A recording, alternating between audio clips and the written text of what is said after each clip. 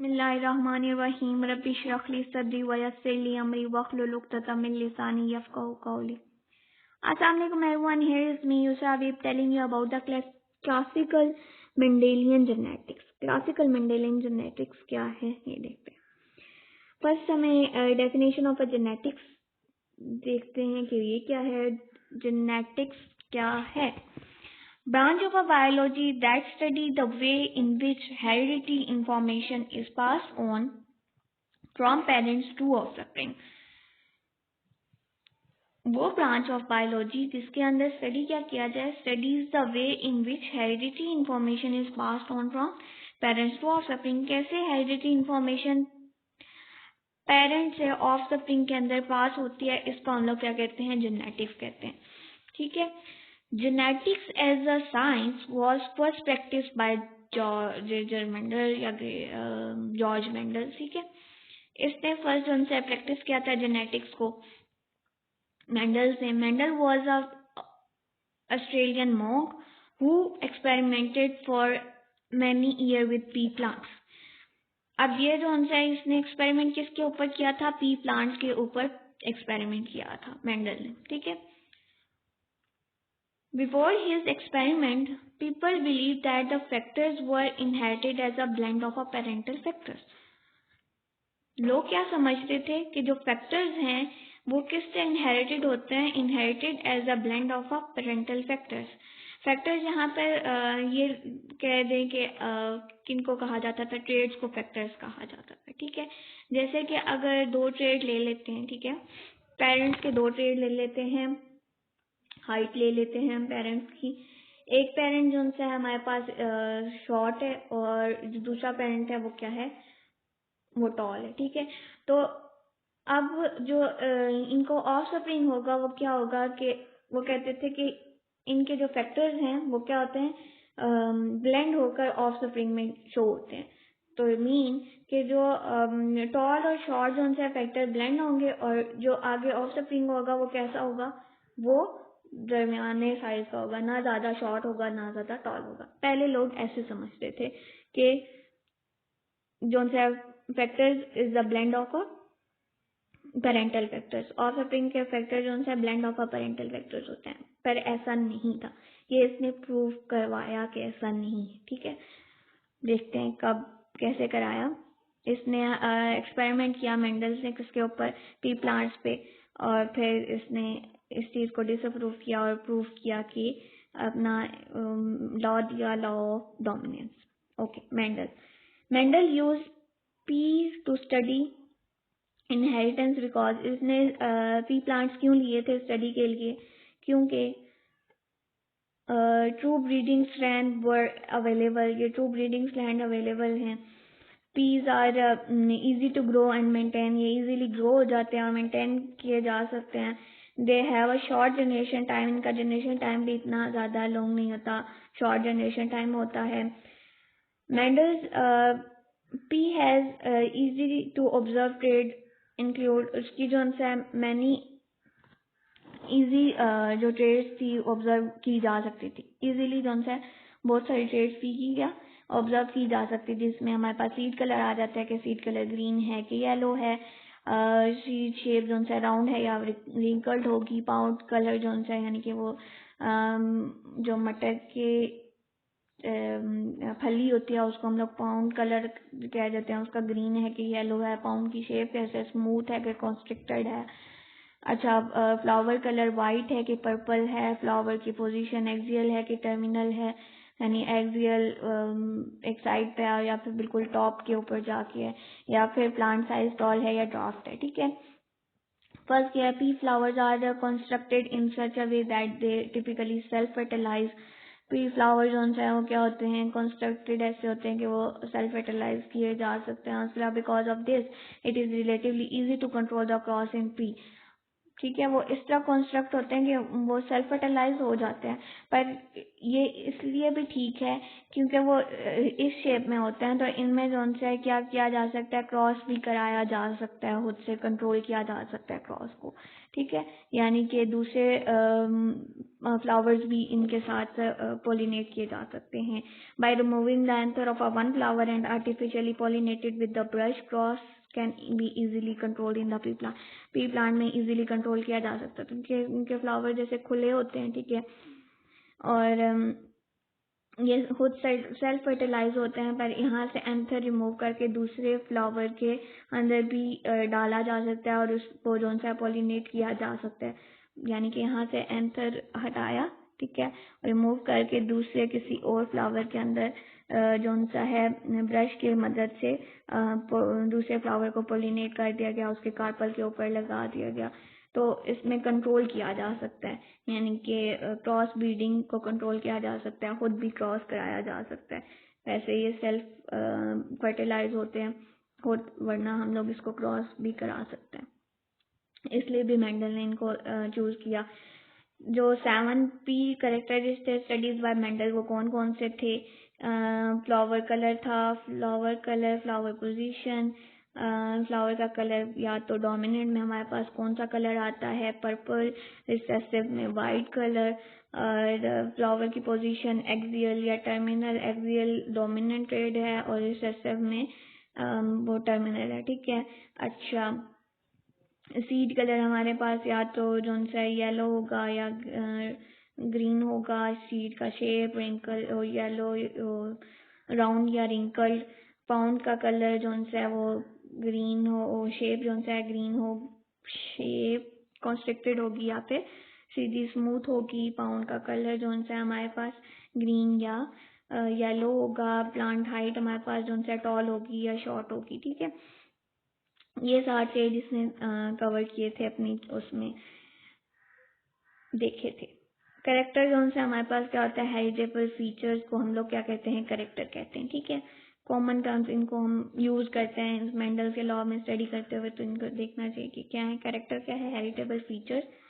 Trades हमारे पास क्या है, each variant for a character, her variant जो सा करेक्टर का उसको क्या कहेंगे, ट्रेड कहेंगे।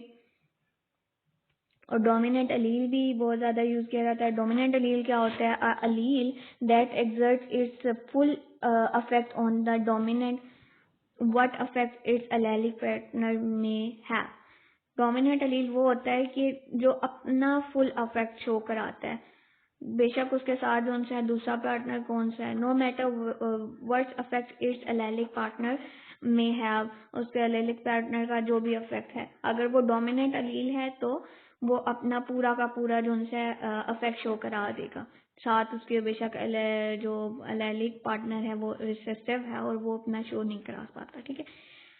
The dominant allele is represented by the capitalized letter, capital letter के साथ शो करते हैं, जैसे कि हमारे पास अगर टॉल हाइट की बात की जाए तो टॉल में हमारे पास उसकी हाइट आती है, ठीक है, ट्रेड आता है, तो टी जो से हमारे पास कैपिटल टी के साथ हम लोग डोमिनेंट अलील को शो कराएंगे, ठीक है। उसके बाद जो कॉमन ट्रेड जो से हमारे पास क्या आगे हैं, रिसेसिव, और उसके अलावा कॉमन टर्म और कौन सी हैं, रिसेसिव अलील आ जाता है, allele that is masked by the dominant allele, dominant जो कि वो अलील है, रिसेसिव अलील जो कि जैसे डोमिनेंट अलील है ना, वो अपना पूरा का पूरा अफेक्ट शो करा देता है और साथ में उसके दूसरा जो अलील होता है वो अपना अफेक्ट नहीं शो करा पाता, उसको हम लोग रिसेसिव अलील कहते हैं, ठीक है। और उसको जो recessive allele is represented by the same letter, उसी लेटर से शो करते हैं बट लोअर केस के साथ, जैसे कि स्मॉल टी के साथ शॉर्ट उसको शो करेंगे। अगर हाइट का है तो टॉल को हम लोग कैपिटल टी के साथ शो करते हैं, वो डोमिनेंट अलील है, और स्मॉल टी को जो है हम लोग शॉर्ट के लिए यूज करेंगे, और ये रिसेसिव अलील है, ये अपना वो शो नहीं करा सकता, एक्सप्रेस नहीं करता अपना ट्रेड, और डोमिनेंट अलील अपना शो करा देता है जो भी उसका अफेक्ट होता है, ठीक है। Remember diploid organism have 2 copies of every gene, diploid organism में अब डिप्लॉइड क्या होता है, ऑर्गेनिज्म कौन से होते हैं जिनके अंदर जो 2 कॉपीज ऑफ एवरी जीन, हर जीन की 2 कॉपीज होती हैं। इसकी वजह से therefore they have a 2 allele for a specific character, इसलिए उनके जो उनसे है ना जो ट्रेड के जो उनसे है ना स्पेसिफिक ट्रेड के 2 अलील होते हैं, जैसे कि स्मॉल टी और लार्ज टी। अब स्मॉल टी जो उनसे हमारे पास शॉर्ट के लिए शो होता है और कैपिटल टी हम लोग टॉल के लिए शो कराते हैं, ठीक है। आपको उसके बाद हमारे पास होमोजाइगस आ जाता है, ये भी एक कॉमन टर्म है। होमोजाइगस क्या होते हैं? An organism that contain the identical allele, जिसकी अलील जो सा क्या हो, आइडेंटिकल हो, उसको हम लोग क्या कहेंगे? वो होमोजाइगस ऑर्गेनिज्म है। यानी कि उसके जो, जैसे कि एग्जांपल में हमारे पास कैपिटल टी और कैपिटल टी इकट्ठे हैं और स्मॉल टी इकट्ठे हैं, यानी कि इनका जो ट्रेड शो कराएंगे ना वो एक जैसा ही शो करेंगे, या डोमिनेंट अलील इकट्ठे होंगे या फिर रिसेसिव दोनों इकट्ठे होंगे, होमोजाइगस नहीं होगा। तो उनके जो पेरेंट जो गैमेट्स बनेंगे उनमें ये प्योर ब्रीडिंग भी कहा जाता है इसको। और इसके अलावा यहाँ पर नीचे गैमेट से बात की गई है कि homozygous parents can only pass one form of an allele to the other offspring. जो होमोजाइगस पेरेंट्स होते हैं वो एक ही अलील पास करते हैं अपने, एक ही फॉर्म ऑफ अलील पास करते हैं अपने ऑफस्प्रिंग में, या तो जैसे कि यहाँ पर शो कराया गया होमोजाइगस पेरेंट्स हैं, ठीक है। अब हमारे पास ये जो अलील सिंपल इन्होंने टी के साथ शो नहीं कराया, यहाँ पर आर के साथ शो कराए हैं अलील। और ये कौन से हैं? हमारे पास अलील हैं, आइडेंटिकल अलील हैं आर और आर, ये राउंड शेप के लिए, ठीक है। किस स्टेट के लिए? राउंड शेप के लिए कि सीड राउंड होगा कि नहीं होगा, ठीक है। तो आर, कैपिटल आर के साथ शो कराया गया है, ठीक है। तो ये दोनों कैपिटल हैं, ठीक है, यानी कि ये जो सीड होगा वो आगे राउंड ही होगा। तो जब इसके गैमेट्स होमोजाइगस पेरेंट्स हैं, अब इसके जब गैमेट्स बनेंगे तो ये 2 इसके क्या बने? गैमेट्स। तो इनके अंदर जो उनसे क्या हुआ है, जो ट्रेड आगे गया है, जो लील की फॉर्म गई है वो एक ही गई है, इसमें भी राउंड वाली गई है, इसमें भी राउंड वाली गई है। मीन जो होमोजाइगस के क्या कहते हैं, अलील्स होते हैं, उनके अंदर जो अलील की फॉर्म होती है वो एक ही जैसी जाती है, ठीक है। और होमोजाइगस को हम लोग प्योर ब्रीड भी कहते हैं, ठीक है। और ये आइडेंटिकल अलील होते हैं। दूसरा हमारे पास हेट्रोजाइगस आ जाता है, an organism that contain 2 different allele. वो ऑर्गेनिज्म जिसकी जो डिफरेंट अलील जिन्होंने कंटेन किया होता है उसको हम लोग हेट्रोजाइगस कहते हैं। यानी कि हमारे पास यहाँ पर कैपिटल टी और स्मॉल टी है, एक डोमिनेंट अलील है और एक रिसेसिव अलील है, ठीक है। तो 2 डिफरेंट अलील है ना, डोमिनेंट अलील हमारे पास टॉलनेस को शो करता है और रिसेसिव अलील का जो इफेक्ट होता है उसको शॉर्टनेस को शो कराता है। ऑल्सो कॉल्ड द हाइब्रिड, इसको हम लोग हेट्रोजाइगस को हाइब्रिड भी कहते हैं, ठीक है। Heterozygous parents can pass either of 2 forms of an allele to their offspring, ठीक है। heterozygous parents क्या करते हैं? वो 2 forms of allele पास करते हैं offspring के अंदर, ठीक है। जैसे कि हमारे पास यहाँ पर एग्जांपल है heterozygous parents की, ठीक है। इसके अंदर क्या है कि जो इन्होंने ट्रेड लिया है वो हमारे पास ए और ए, यहाँ पर कौन सा ट्रेड लिया गया है? एक्सियल और टर्मिनल जो से हमारे पास फ्लावर का कि एक्सियल जगह पे लगता है, टर्मिनल पे। एक्सियल हमारा जो सा है, अगर एक्सियल पे लगता है तो वो डोमिनेंट ट्रेड है, और रिसेसिव ट्रेड जो सा हमारा टर्मिनल पे अगर लगता है तो तब है, ठीक है। तो एक्सियल में हमारा जो 2 अब यहाँ पर जो हेट्रोजाइगस पेरेंट्स हैं उनका जो है ना आगे गैमेट्स बनेंगे, उसमें एक में जो है 2 फॉर्म ऑफ गैमेट्स बनेंगे, या उसमें एक में जो है हमारे पास डोमिनेंट ट्रेड जाएगा और एक में जो है रिसेसिव ट्रेड शो होगा। तो डोमिनेंट में हमारे पास कैपिटल ए आया, यानी कि जो एक्सियल जो फ्लावर का किस जगह पे लगेगा? एक्सियल वाली जगह पे लगेगा। और अगर स्मॉल ए आया है जिस गैमेट में, तो उसके अंदर जो हमारा फ्लावर होगा वो किस जगह पर आएगा? टर्मिनल साइड पे आएगा, ठीक है। ये बिल्कुल टॉप ऑफ द प्लांट आएगा और ये एक्सियल साइड पे आएगा, ठीक है। तो 2 डिफरेंट फॉर्म ऑफ अलील जो उनसे आगे पेरेंट्स से ऑफस्प्रिंग में गई हैं, ठीक है, पास हुई हैं। यही बात लिखी है कि heterozygous parents can pass either of 2 forms of an allele to their offspring, अपने ऑफस्प्रिंग में, ठीक है। जीनोटाइप जोन से हमारे पास क्या होता है, genetic makeup of an organism the specific allele, ठीक है जी, या तो उसको हम लोग जेनेटिक मेकअप ऑफ ऑर्गेनिज्म कहते हैं या फिर द स्पेसिफिक अलील जोन से उसको हम लोग क्या कहते हैं, जीनोटाइप कहते हैं। और इसको हम लोग रिप्रेजेंट किससे करते हैं, represented by the letters. Genotype को लेटर्स के साथ रिप्रेजेंट किया जाता है, जैसे कि small T, toll T, capital T और कैपिटल टी, फिर स्मॉल टी और कैपिटल टी। अब ये इन फॉर्म्स में हमारे पास जीनोटाइप हो सकती है, ठीक है। ये हमारे पास रिसेसिव हैं, ये डोमिनेंट हैं और ये हमारे पास हाइब्रिड है, ठीक है। ओके, फिनोटाइप जोन से हमारे पास क्या होती है, the observable appearance of an individual resulting from its genotypes, यानी कि इन टाइप्स की वजह से, जीनोटाइप की वजह से जो अफेक्ट ऑब्जर्वेबल फीचर होता है किसी भी इंडिविजुअल का, तो उसको हम लोग क्या कहेंगे, फिनोटाइप कहेंगे। जैसे कि अगर ये अब स्मॉल टी है, डोमिनेंट रिसेसिव ट्रेड है, रिसेसिव ट्रेड शो होगा, यानी कि यहाँ पर जो है पौधा शॉर्ट होगा। अब कैपिटल टी है तो कैपिटल टी, तो इसमें जो हमारा ट्रेड शो होगा वो क्या होगा, टॉलनेस होगा। तो टॉल हमारा फिनोटाइप क्या होगी, टॉल होगी। और जब हमारे पास हाइब्रिड आएगा तो उसमें हमारे पास जो है ना डोमिनेंट एलील शो कराता है अपनी ट्रेड, ना कि रिसेसिव। तो तब भी हमारे पास जो वो होगा प्लांट होगा वो क्या होगा, टॉल होगा, ठीक है। अब मेंडल फर्स्ट एक्सपेरिमेंट जो हुआ था वो मैं बताती हूँ क्या क्या हुआ था उसमें। उसने जो पेरेंटल जनरेशन थी उसको पी के साथ शो कराया था और ट्रू ब्रीडिंग की थी उसकी, ठीक है। ट्रू ब्रीडिंग कराई थी। फिर F1 जो है first period of suffering of a parent generation से जो आगे वो बने थे उनको उसने क्या कहा था, F1 यानी फर्स्ट पीरियड कहा था। और फिर जब F1 का क्रॉस कराया था तो सेकंड पीरियड बने थे, उसको उसने F2 का नाम दिया था। जैसे कि अगर देखा जाए यहाँ पर पेरेंट्स जो हैं, ये हमारे पास पेरेंट्स हैं, ठीक है।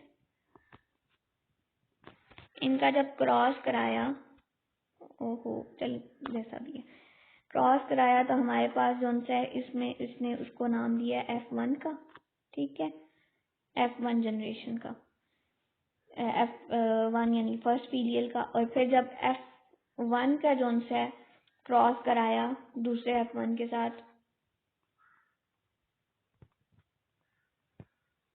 ठीक है, तो उससे जो जनरेशन आई उसको इसने नाम दिया F2 का। पहले पी जनरेशन, पेरेंटल जनरेशन का क्रॉस कराया, F1 आया, F1 का क्रॉस कराया, फिर हमारे पास जो जनरेशन आई उसको F2 का नाम दिया, और ठीक है। अब इसको रेज कर देते हैं,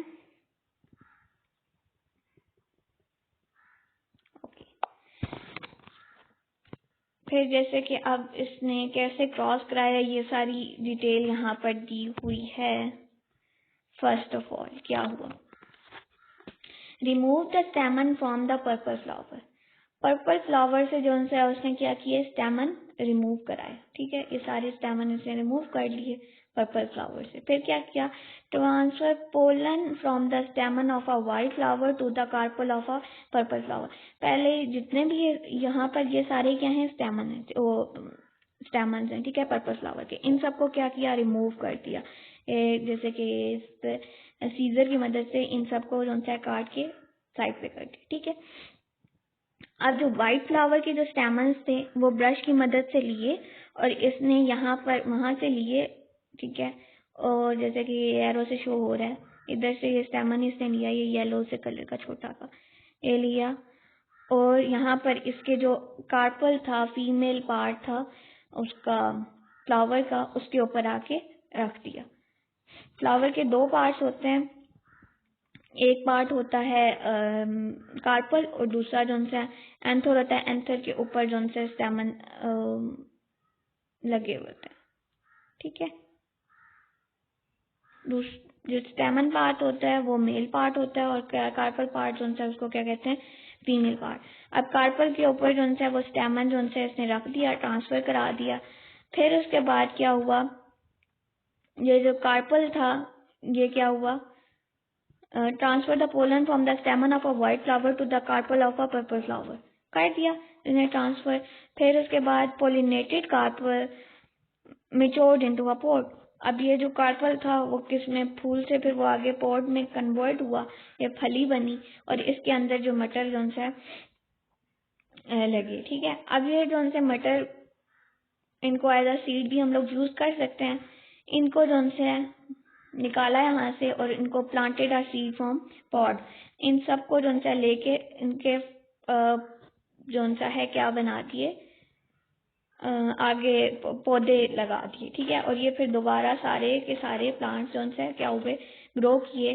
और देखें इनका जो हमारे पास वो निकला सीड्स आए, examine of spring all purple flowers. जो प्लांट्स के फ्लावर्स आए वो क्या आए, सब के सब पर्पल।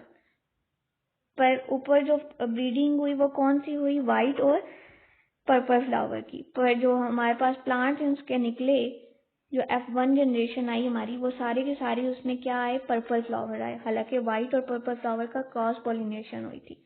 पेरेंट कौन थे हमारे पास यहाँ पे, पेरेंटल जनरेशन, ये हमारे पास पर्पल और वाइट फ्लावर था। ठीक है, और फिर इसको जब दोबारा से F1 जो जनरेशन आई उसके अंदर सबके सब जो है पर्पल फ्लावर आए। फिर उसके बाद हमारा क्या आ गया, in this breeding experiment Mendel cross pollinated hybridized two contrasting two breeding pea varieties. इसमें इसने क्या किया, मेंडल ने क्रॉस पोलिनेशन कराई और टू ब्रीड पी वैरायटीज की, यानी कि दो तरह की वैरायटीज है जिनका कुछ जो पी प्लांट्स है वाइट फ्लावर्स है और कुछ के पर्पल फ्लावर्स है, उन दोनों में क्रॉस ब्रीडिंग कराई। ठीक है, क्रॉस पॉलिनेशन कराई। Mendel would then allow the F1 hybrid to self pollinate to produce the F2 generation. अब क्या किया उसने, F1 जनरेशन को सेल्फ पोलिनेट कराएगा। पहले तो वो सब के सब जो उनसे पहले ऊपर उसने पेरेंटल जो लिए थे उसमें एक पर्पल और एक वाइट फ्लावर लिया था और वो पेरेंटल थे। जब उनको जो उनसे ग्रो कराया F1 जनरेशन में, सब के सब जो उनसे पर्पल आए। ठीक है, अब उन पर्पल वालों को इसने छेड़ा नहीं और इसको सेल्फ पोलिनेट करने दिया, इनके खुद वो सेल्फ पोलिनेट होकर उनके फ्लावर जो निकले, अब उनसे जो प्लांट्स निकलेंगे वो देखेगा कि क्या कैसे निकलेंगे। जैसे यहाँ पर पी जनरेशन थी, जो ट्रू ब्रीडिंग प्लांट थे, उसमें पर्पल फ्लावर और वाइट फ्लावर्स थे। ठीक है, इनका जब क्रॉस कराया तो इसमें जो all planted has a purple, all plant, सब प्लांट के जो फ्लावर थे वो क्या थे, पर्पल थे। तो इसको हम लोग F1 जनरेशन का नाम दिया उसने। फिर when the Mendel's allow the F1 plants to self fertilize, जब मेंडल ने अलाउ किया कि आप जो प्लांट्स हैं वो खुद फर्टिलाइज हों, तो the F2 generation include both purple flowered and the white flower plant. अब क्या हुआ कि जो आगे F2 जनरेशन में प्लांट्स आए वो वाइट और पर्पल दोनों थे, यानी the white trade absent in the F1 generation reappear in the F2 generation. जो वाइट ट्रेड यानी कि ऊपर हमारे पास एक वाइट और एक पर्पल फ्लावर था ना, जब वो दोनों उनको क्रॉस फर्टिलाइज कराया गया तो सबके सब आगे जो F1 जनरेशन में सबके सब पर्पल फ्लावर्स के वाले प्लांट आए। तो वो जो फर्स्ट जनरेशन में जो उनसा है वो एब्सेंट हो गया था वाइट ट्रेड, वो जो F2 जनरेशन में क्या हुआ, वो रीअपियर हो गया। जैसे कि यहाँ पर फिर इन ये जो प्लांट्स है ना जिनके पर्पल फ्लावर्स थे, इनको सेल्फ पॉलिनेट होने दिया। जब ये सेल्फ पॉलिनेट हुए तो F2 जनरेशन जो आई उसमें क्या हुआ, जो 3 प्लांट्स थे वो क्या हुए,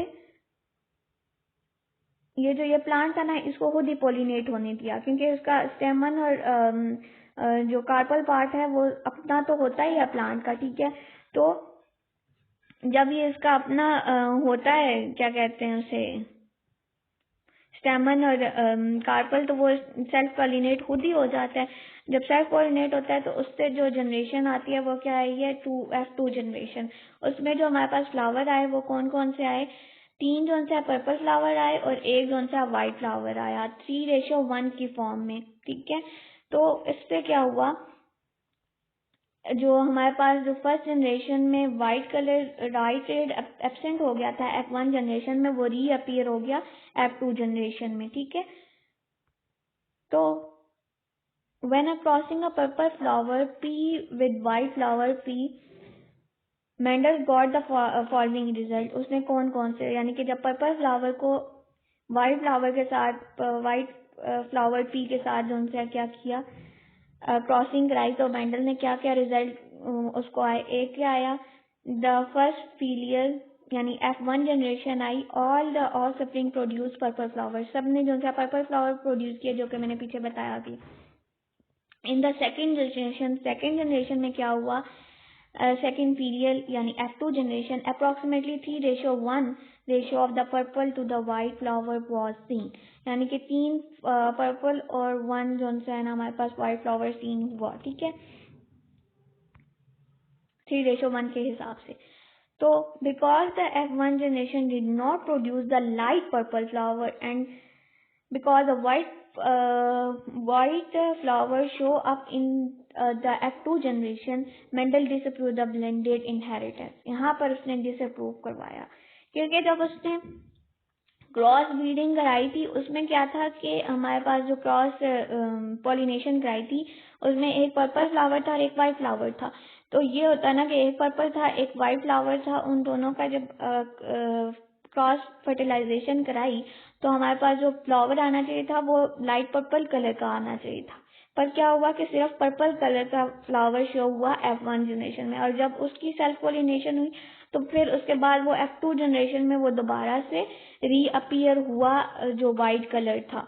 तो यहाँ पर उसने जो मेंडल ने इस बात को डिसप्रूव किया कि ब्लाइंड इनहेरिटेंस नहीं होती है, जो वो पीछे फर्स्ट पे बात की गई थी कि फैक्टर्स जो से हैं वो ऑफस्प्रिंग के factors blend of a parent factors होते हैं, ऐसा नहीं होता। मेंडल ने ये यहाँ पर प्रूव करवा दिया, ठीक है।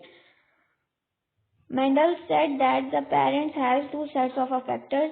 मेंडल ने कहा कि पेरेंट्स के पास उनसे 2 सेट्स ऑफ फैक्टर्स होते हैं जिन्हें हम लोग जीन का नाम देते हैं, ठीक है। अब हम उसको जीन कहते हैं, पहले फैक्टर्स कहा जाता था, ठीक है। पेरेंट्स के पास 2 सेट्स ऑफ फैक्टर्स होते हैं, दस the 2 copies of a flower colour gene. इसलिए जो फ्लावर कलर के भी जो है 2 कॉपीज थी फ्लावर कलर की जीन्स की। ई जीन हैज 2 वेरिएंट, दोनों वेराइटीज कॉल्ड अलील। हर जीन के पास 2 वेराइटीज होती हैं, उसको हम लोग क्या कहते हैं, अलील कहते हैं। यहाँ पर उसने ये बताया था कि अलील क्या होता है, यानी कि वो जो 2 कॉपीज होती हैं 2 वेराइटीज ऑफ अ जीन जो है उसको हम लोग क्या कहते हैं, अलील कहते हैं। यानी कि यहाँ पर जो स्मॉल टी और लार्ज टी है, ठीक है, वो हमारे पास, या पर्पल फ्लावर है तो पर्पल में स्मॉल पी और लार्ज पी जो है ये दोनों एक दूसरे के क्या अलील हैं, ठीक है। In the case of a flower colour the 2 alleles are white and purple. इसमें जो वाइट और पर्पल जो है ये दोनों एक दूसरे के अलील हैं, और जो पर्पल है वो हमारे पास डोमिनेंट अलील है और वाइट जो है हमारे पास रिसेसिव अलील है। तो in the first generation the white allele was hidden by the purple dominant allele. First generation में क्या हुआ, जो वाइट अलील था वो हिडन हुआ किससे, डोमिनेंट, जो पर्पल डोमिनेंट अलील के साथ, यानी कि बड़े कैपिटल पी, उसको हम लोग पर्पल को कैपिटल पी के साथ शो करेंगे, डोमिनेंट अलील से क्या हुआ, हिडन हो गया, ठीक है, F1 जनरेशन में। तो इन F2 generation 1/4 of the offspring would wound up with the 2 copies of a white allele, और उनके अंदर फिर जो दोनों जो रिसेसिव जब कॉपीज दोनों में आई, यानी कि स्मॉल पी आया, तो तब जो उनसे हमारे पास जो रिसेसिव अलील था उसने एक्सप्रेस किया F2 जनरेशन में, दस दे वर वाइट, इसलिए वो वाइट हुए। Mendel term this discovery the law of dominance. इस वक्त उसने जो कहा कि इसको मैं लॉ ऑफ डोमिनेंस का नाम दे रहा हूँ, ठीक है। जैसे कि अगर देखा जाए तो हमारे पास अगर होगा स्मॉल टी और स्मॉल टी, अगर ये दोनों एक्सप्रेस करेंगे तो तब जो है फर्स्ट वो एक्सप्रेस हो सकता है, वाइट कलर शो होगा। अगर लार्ज टी और लार्ज टी होगा तो तब भी हमारे पास जो फ्लावर का कलर, वो हमें टॉलनेस की जो ट्रेड ले रही हूँ अब मैं, हमारे पास टॉलनेस और शॉर्टनेस का ट्रेड ले लिया, तो हमारे पास सिर्फ टॉल ही होंगे, ठीक है। और मैं इधर कलर बोल गई। अगर कलर का देखा जाए तो एक मिनट, सॉरी, थोड़ा सा मैंने गड़बड़ कर दिया, चलो दोबारा कर लेते हैं। जो हमारे पास ये हमारे पास जो है, जैसे कि मैं यहाँ पर इसको थोड़ा सा क्लियर कर देती हूँ। जो P है हमारे पास, बड़ा P, वो किसके लिए है? पर्पल डोमिनेंट को शो करता है, और जो स्मॉल p है वो किसको शो करता है? रिसेसिव ट्रेट को शो करता है। ठीक है, जब दोनों डोमिनेंट होते हैं, ठीक है, तब हमारे पास जो कलर का वो जो फ्लावर का कलर होता है वो क्या होता है? पर्पल होता है। यहाँ पर हमारे पास फ्लावर का कलर पर्पल आएगा। ठीक है, उसके बाद हमारे पास, अगर हमारे पास जो सा है एक लार्ज p और एक स्मॉल p हो, ठीक है, तो तब भी हमारे पास जो लार्ज वाला होगा ना, ये वाला, ये अपना एक्सप्रेस करेगा, पर स्मॉल वाला एक्सप्रेस नहीं कर सकेगा। तो ये यहाँ पर डोमिनेंस का जो सा वो शो होता है कैरेक्टर, तो यहाँ पर भी कलर क्या आएगा? पर्पल ही आएगा। ठीक है, तो इस तरह उसने लॉ ऑफ डोमिनेंस दिया कि जब कलर पर्पल होगा, यानी कि जब डोमिनेंट ट्रेड होगा किसी भी उसमें सेल के अंदर, तो क्या होगा कि वो डोमिनेंट ही शो करेगा, अलील, डोमिनेंट अलील जो है अपना करेक्टर शो करेगा, न कि रिसेसिव। रिसेसिव जो है उस वक्त मास्क हो जाएगा, वो शो नहीं करेगा। ठीक है, और अगर जो है हमारे पास स्मॉल p और स्मॉल p होगा, तो तब भी जो है हमारे पास वाइट कलर शो होगा, वरना शो नहीं होगा। ठीक है, ओके, यहाँ तक law of first law of जो मेंडल का था, लॉ ऑफ डोमिनेंस, वो यहाँ पर क्लियर हो गया। ठीक है, और यहाँ पर अगर कोई मसला है तो मुझे आप कमेंट्स में पूछ सकते हैं। कोई भी मसला है, कुछ भी पूछना है तो मैं हाजिर। और आगे दूसरे लॉज बताने के लिए मैं अगली वीडियोस बनाऊंगी, तो उसमें आप देखिएगा कि वो क्या क्या है। ठीक है, उसको एक्सप्लेन करूँगी।